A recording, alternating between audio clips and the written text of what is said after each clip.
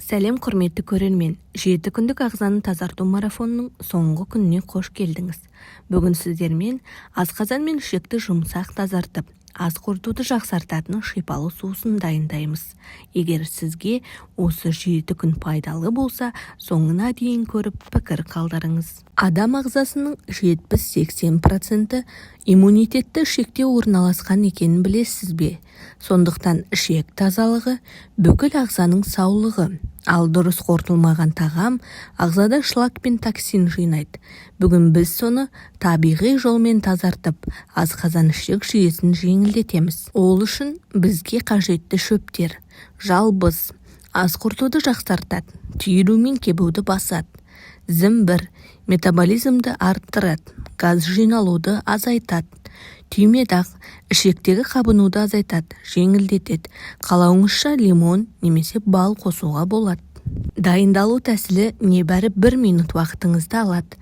1 шай қасық жалбыз, 1 шай қасық түймедақ, аздаған зімбір тілімін стаканға саласыз. Үстінен 200 мл қайнаған су құйып, 10-15 минут тұндырыңыз.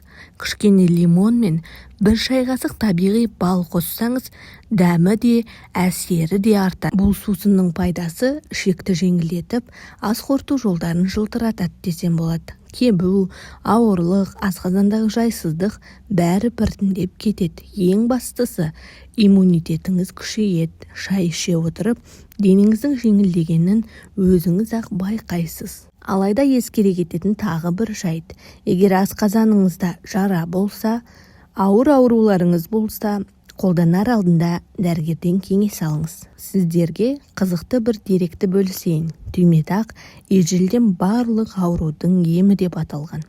Ал жалбыз табиғи антиспазматик, яғни іштің түйілуін жеңілдетеді. Олай болса, құрметті көрермен, міне бүгін 7 күндік шипалы марафонды аяқтадық.